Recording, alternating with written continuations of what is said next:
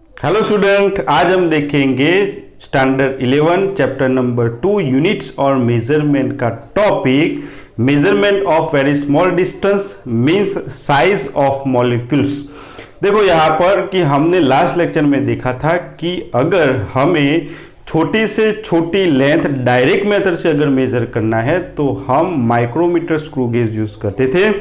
वो छोटी से छोटी लेंथ 10⁻⁻5 मीटर तक मेजर कर सकता है micrometer screw gauge.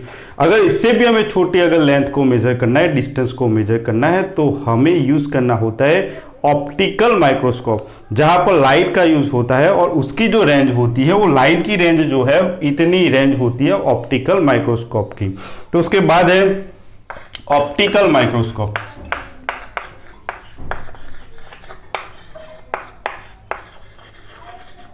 Optical microscope से हम मेजर कर सकते हैं 4000 एंगस्ट्रॉम टू 7000 एंगस्ट्रॉम जितना अगर लेंथ को मेजर करनी है तो हम कर सकते हैं। ये अगर एंगस्ट्रॉम को हम निकालेंगे तो 4 × 10⁻⁻7 मीटर, क्योंकि एंगस्ट्रॉम इज इक्वल टू होता है 10⁻10, इसमें से 3 निकल जाएगा तो 10⁻7 बचता है, टू 7 × 10⁻7 मीटर। तो यहां पर देखो 10⁻7 मीटर, अराउंड 10⁻7 मीटर तक ऑप्टिकल माइक्रोस्कोप से हम लेंथ को मेजर कर सकते हैं। अगर उससे भी छोटी हमें लेंथ मेजर करनी है तो हम यूज करते हैं इलेक्ट्रॉन माइक्रोस्कोप।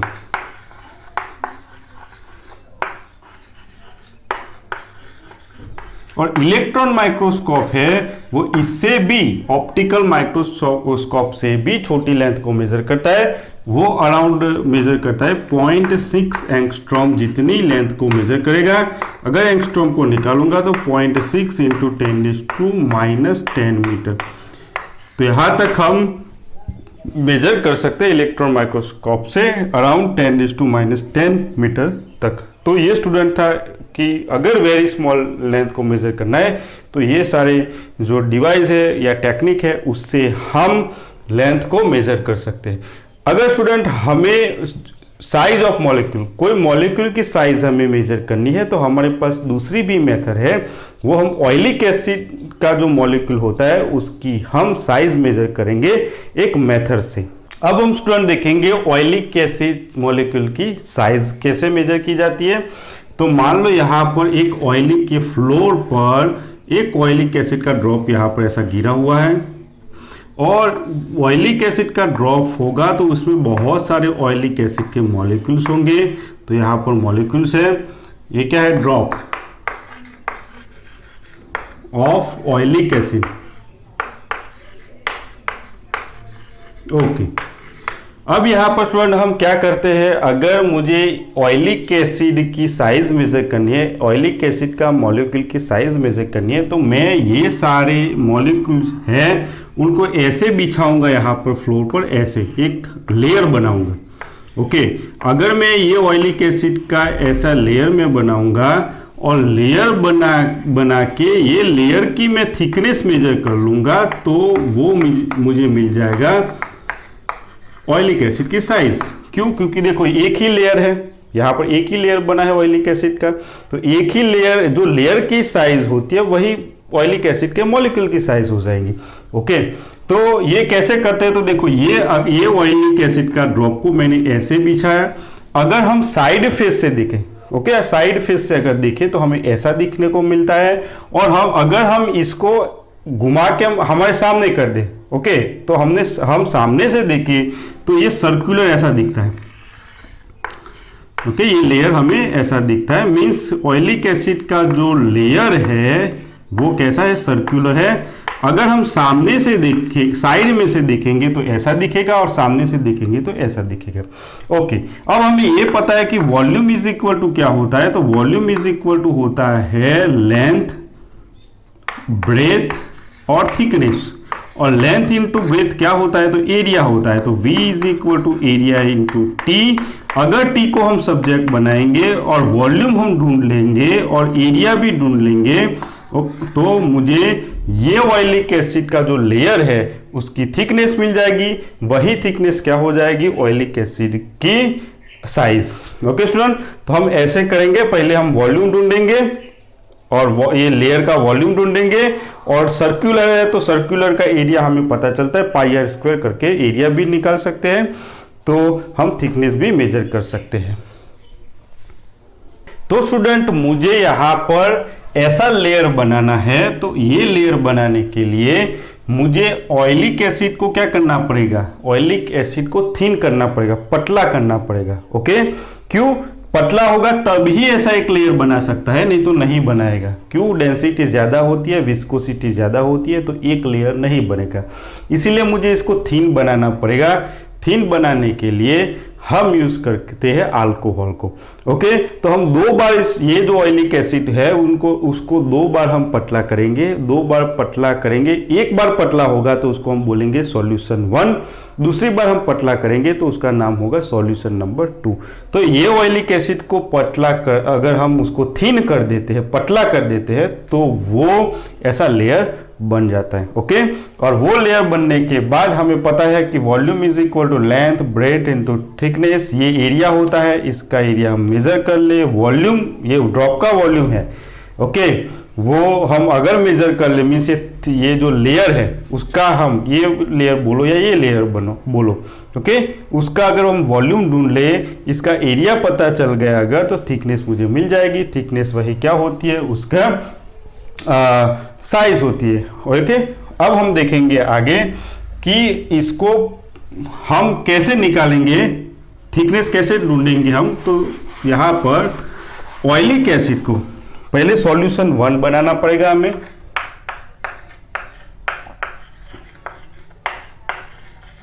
सॉल्यूशन 1 कैसे बनता है, देखो सॉल्यूशन 1 और सॉल्यूशन 2 क्यों हम बनाते हैं, ऑयलिक एसिड को थिन करने के लिए, पतला करने के लिए।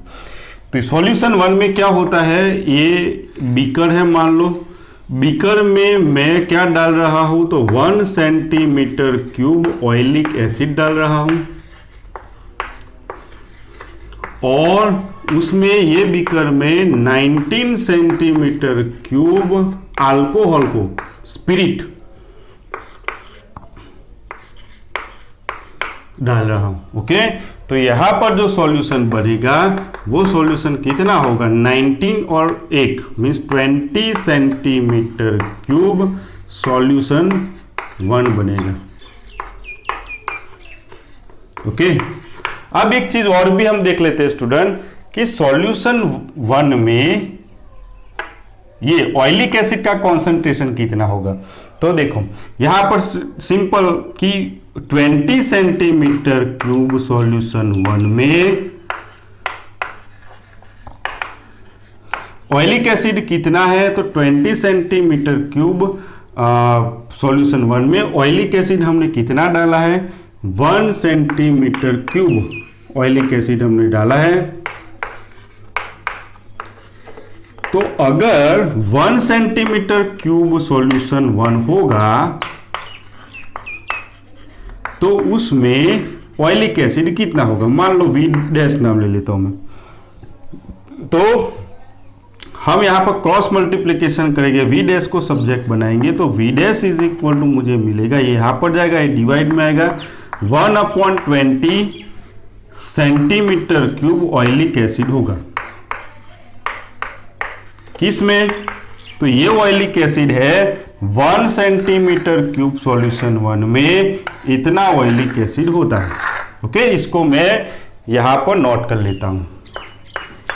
तो सॉल्यूशन 1 का रिजल्ट मुझे क्या मिल रहा है, 1 सेंटीमीटर क्यूब सॉल्यूशन 1 में ऑयलिक एसिड कितना होता है, तो वो होता है 1/20 सेंटीमीटर क्यूब ऑयलिक एसिड होता है। ये सॉल्यूशन स्टूडेंट 1 बनाया मैंने। अब स्टूडेंट यहां पर सॉल्यूशन जो 1 बनाया मैंने, ये सॉल्यूशन 1 वो इतना थिन नहीं है, इतना पतला नहीं है कि एक लेयर बना दे। ओके, अभी भी उसमें थिकनेस है, इसीलिए हमें क्या करना पड़ता है, सॉल्यूशन 2 बनाना पड़ता है। ओके, कैसे बनाते हैं सॉल्यूशन 2 हम देखते हैं, इसकी जरूरत नहीं, इसका रिजल्ट मैंने यहाँ पर लिख लिया है, वो हम यूज करने वाले। ओके, अब मैं सॉल्यूशन 2 बना रहा हूं।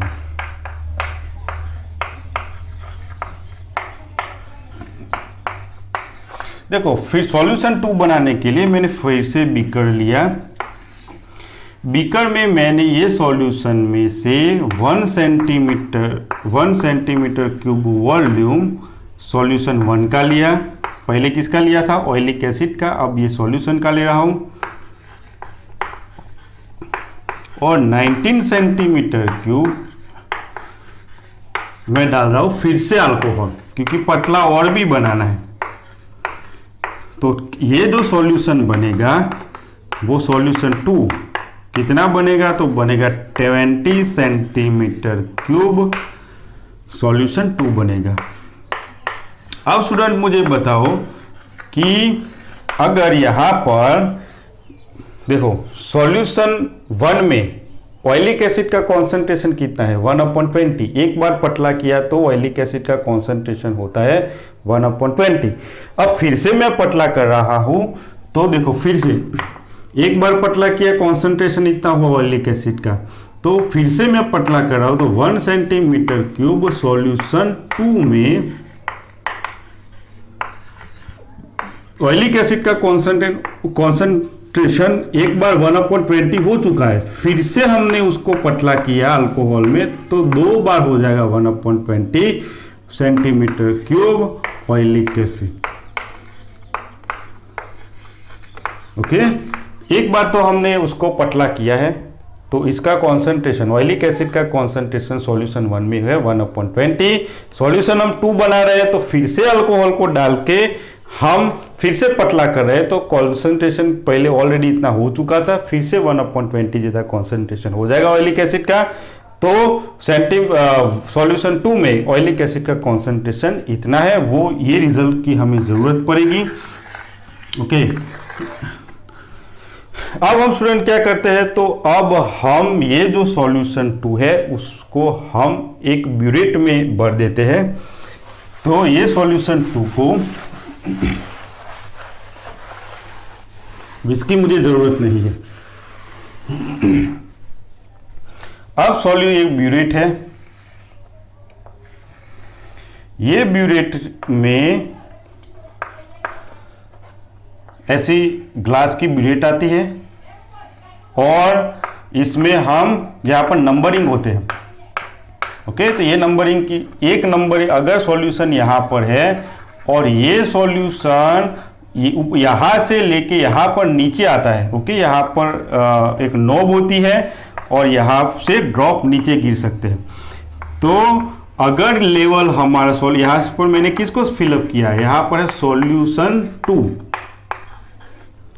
अगर सॉल्यूशन 2 का लेवल यहाँ से यहाँ पर आएगा तो कितना नीचे आया है सॉल्यूशन 2, तो वो आता है 1 सेंटीमीटर क्यूब जितना। ओके, इसका काम क्या आता है, तो इसका काम है कि हम एक ड्रॉप का वॉल्यूम मेजर कर सके। ओके, इसीलिए हम ये सॉल्यूशन को किसमें मैंने फिलअप किया है, ब्यूरेट में। ओके, अब यहाँ पर हम क्या करते हैं, हाँ, एक ड्रॉप का वॉल्यूम कैसे ढूंढ सकते हैं वो भी हम देख लेते हैं। देखो यहाँ से यहाँ तक हमारा यहाँ पर ड्रॉप को मैं नीचे गिराना स्टार्ट किया, यहाँ से सॉल्यूशन यहाँ पर आता है, मीन्स 1 सेंटीमीटर क्यूब सॉल्यूशन यहाँ से निकलता है। तो यहाँ पर कितने ड्रॉप गिरते हैं, मान लो 50 ड्रॉप गिरते हैं। तो अगर एक ड्रॉप गिरेगा तो उसका वॉल्यूम कितना होगा। ओके, 50 ड्रॉप का वॉल्यूम इतना है तो एक ड्रॉप का वॉल्यूम कितना है, तो V इज इक्वल टू, हम इसको सब्जेक्ट बना के 1/50 सेंटीमीटर क्यूब, ऐसे करके हम एक ड्रॉप का वॉल्यूम निकाल सकते हैं, एक ड्रॉप का वॉल्यूम निकाल सकते हैं। इसीलिए हमें सॉल्यूशन को ब्यूरेट में फिलअप करना पड़ता है। ओके, ये यहाँ पर आपको समझ में आ चुका होगा, अब इसकी ज़रूरत नहीं है, मैं निकाल देता हूँ। ब्यूरेट को, हमारा सॉल्यूशन 2 को ब्यूरेट में क्यों फिलअप करते हैं, ताकि हम एक ड्रॉप का वॉल्यूम मेजर कर सकें। ओके, अब यहाँ पर इसमें सॉल्यूशन 2 है। यहाँ पर मैं एक बड़ा सा वेसल लेता हूं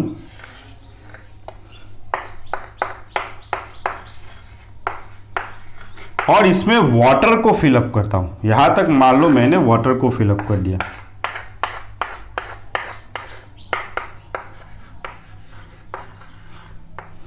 तो यहाँ पर वाटर का लेवल बन चुका है और ये लेवल है, उस पर हम एक पाउडर को बिछाते हैं, यहाँ पर एक पाउडर का लेयर बना देते हैं ताकि ड्रॉप अच्छी तरह से यहाँ पर आ सके। तो ये जो पाउडर का जो लेयर है वो लाइकोपोडियम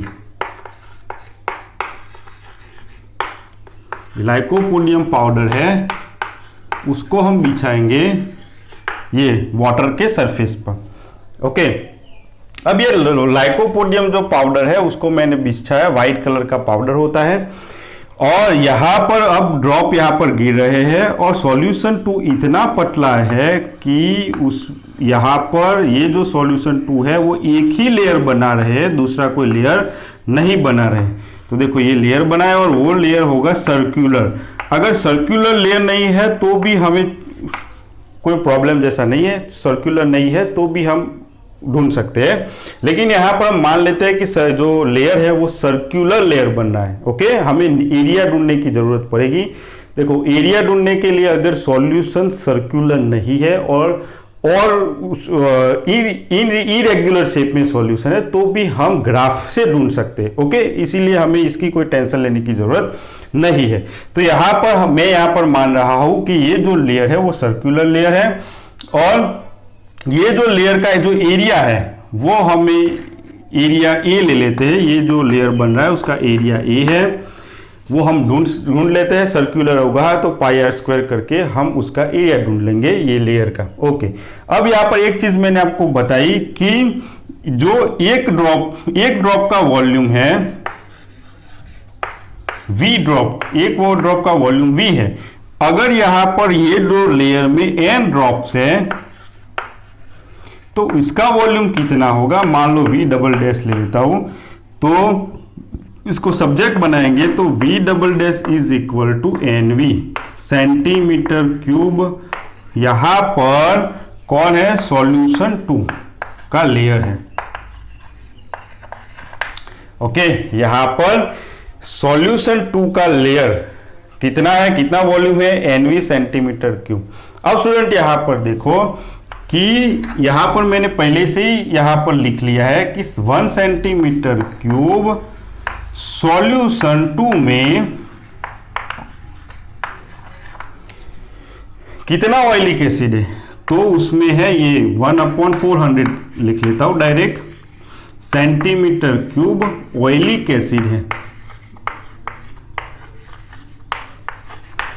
तो अगर इतना वॉल्यूम होगा मींस एनवी सेंटीमीटर क्यूब जितना सॉल्यूशन 2 होगा तो कितना वॉल्यूम होगा यहां पर ये, क्योंकि मुझे वॉल्यूम की जरूरत पड़ेगी। ओके, एरिया तो मैं ढूंढ लूंगा, सर्कुलर होगा इसलिए पाई आर स्क्वायर करके, लेकिन वॉल्यूम की मुझे जरूरत पड़ेगी और वो वॉल्यूम यहां से मुझे मिलेगा। ओके, जो भी वॉल्यूम का नाम देना है वो दे सकते हो। V1 लेना है तो V1 ले लेते वॉल्यूम, तो वो वॉल्यूम का नाम में ले लेता हूं V1। ओके, तो यहां पर हम उसको सब्जेक्ट बनाएंगे V1 को, तो V1 इज इक्वल टू ये यहां पर जाएगा तो NV divided by 400 centimetre cube oleic acid है। कहां पर है, ये लेयर में। ओके, ये जो लेयर है वो लेयर कितना, उसका वॉल्यूम कितना है, इतना है। अगर पहले ही हमने डिस्कस स्टूडेंट कर लिया है वॉल्यूम इज इक्वल टू क्या होता है, तो वॉल्यूम इज इक्वल टू होता है वॉल्यूम हमारा फाइनल वॉल्यूम कितना मिल रहा है लेयर का, V1 इज इक्वल टू होता है area A into thickness T। Okay, तो यहां पर थिकनेस ढूंढनी है तो T को सब्जेक्ट बनाओ, तो यहां पर मुझे मिलेगा V1 बाय ए। V1 कितना है यहां पर, तो यहां पर है NV/400 इंटू ए सेंटीमीटर। ये क्या मिला स्टूडेंट, मुझे थिकनेस मिला। किसका थिकनेस यहां पर मिल रहा है मुझे, ये लेयर का थिकनेस। ये लेयर का जो थिकनेस होगा वही होगा मॉलिक्यूल की साइज। क्यों, क्योंकि सारे मॉलिक्यूल एक ही लाइन में है। ओके, दूसरा कोई लेयर है ही नहीं, इसलिए जो ये लेयर की जो थिकनेस होगी वही थिकनेस होगी ऑयलिक एसिड मॉलिक्यूल की थिकनेस होगी, साइज होगी। ओके, तो ऐसे दूसरे और भी मॉलिक्यूल लेके उनकी साइज भी हम मेजर कर सकते हैं। अब स्टूडेंट हम देखेंगे रेंज ऑफ लेंथ। जो लेंथ की रेंज है वो है 10⁻⁻14 मीटर से लेके 10⁻26 मीटर तक। तो वो लेंथ को मेजर करने के लिए हमारे पास कुछ स्पेशल यूनिट है। ओके, तो यहां पर पहले टाइटल है रेंज ऑफ लेंथ। कितनी रेंज है लेंथ की? तो 10⁻⁻14 मीटर से लेके 10⁻26 मीटर तक रेंज को हम मेजर कर सकते हैं। ये 10⁻⁻14 मीटर जो लेंथ है वो होती है न्यूक्लियस की साइज। तो न्यूक्लियस की साइज हम मेजर कर सकते हैं 10⁻⁻14। और ऑब्जर्वेबल यूनिवर्स मीन्स जो यूनिवर्स का जो ऑब्जर्व करते हैं उसको हम यहाँ 10⁻26 मीटर तक हम ऑब्जर्व कर सके। तो ये है रेंज, लेंथ की रेंज है। स्टूडेंट यहाँ पर कई बार जो लेंथ का जो यूनिट है मीटर वो कभी कभी अप्रोप्रिएट नहीं होता है। ओके, मान लो बहुत ही छोटी लेंथ होती है तो छोटी लेंथ को मेजर करने के लिए हमें मीटर को यूज नहीं करते हैं। और दूसरा ये है कि बहुत ही लार्ज लेंथ है उसको मेजर करने के लिए हम मीटर को यूज नहीं करते, किलोमीटर को यूज नहीं करते। तो उसके लिए हमें स्पेशल यूनिट बनाना पड़ता है। ओके, तो यहां पर हमारे पास कुछ स्पेशल यूनिट है।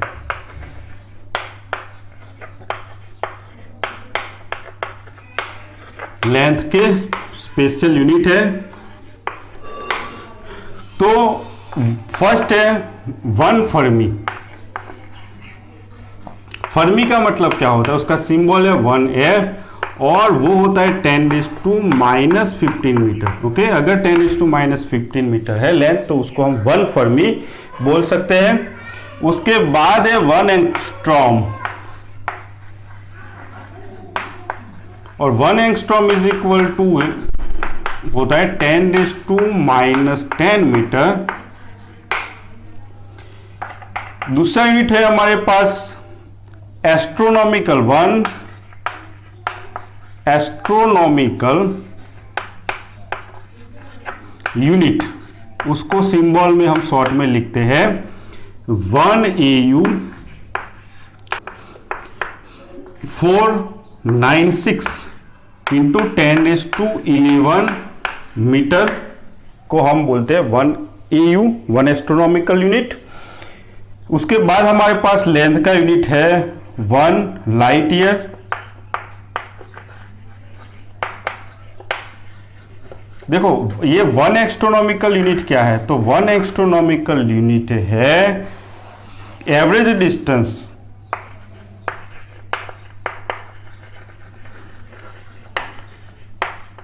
Distance of sun from earth. Okay, earth से सन तक का जो एवरेज डिस्टेंस है उसको हम बोलते हैं 1 एस्ट्रोनॉमिकल यूनिट। उसके बाद है 1 लाइट ईयर।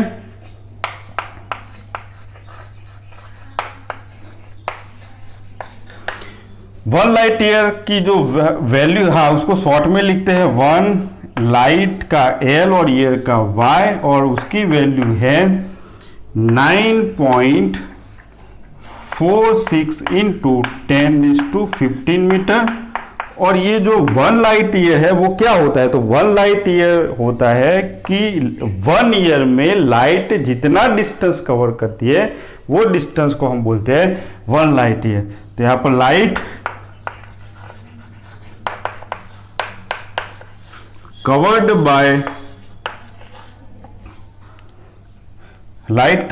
a distance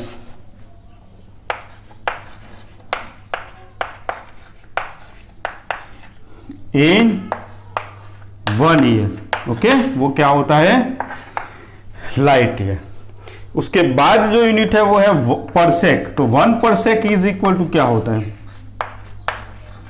उसकी पहले वैल्यू लिख लेते हैं। तो वो होता है 3.08 इंटू 10⁻16 मीटर, ये होता है 1/sec। 1/sec क्या होता है स्टूडेंट? तो देखो, मान लो यहां से लेके यहां तक का डिस्टेंस हम ले 1 AU, 1 एस्ट्रोनॉमिकल यूनिट, ये लेंथ, ओके, ये रही लेंथ। एक पॉइंट से दूसरे पॉइंट तक का लेंथ हमें ये लेना है। ये दो एंड के बीच में हमें एंगल ऐसा बनाना है कि वो एंगल कितना बने, तो ये एंगल बने, अगर 1 सेकंड एंगल बनता है, फिर से यहां से लेके यहां तक का डिस्टेंस 1 AU हो, और ये दो एंड को हम जोड़े और वहां पर जो एंगल सब्सटेंस हो रहा है वो 1 सेकंड हो, तो यहां से लेके यहां तक का जो डिस्टेंस होता है वो डिस्टेंस को हम बोलते हैं 1/sec। ओके, तो ये है रेंज ऑफ लेंथ। अलग अलग लेंथ की रेंज को मेजर करने के लिए हमने स्पेशल यूनिट बनाए और ये यहाँ पर है। तो स्टूडेंट, अगर आपको ये वीडियो अच्छा लगा हो तो प्लीज़ वीडियो को शेयर कीजिए, चैनल को सब्सक्राइब कीजिए, और लास्ट में thank you for watching such video.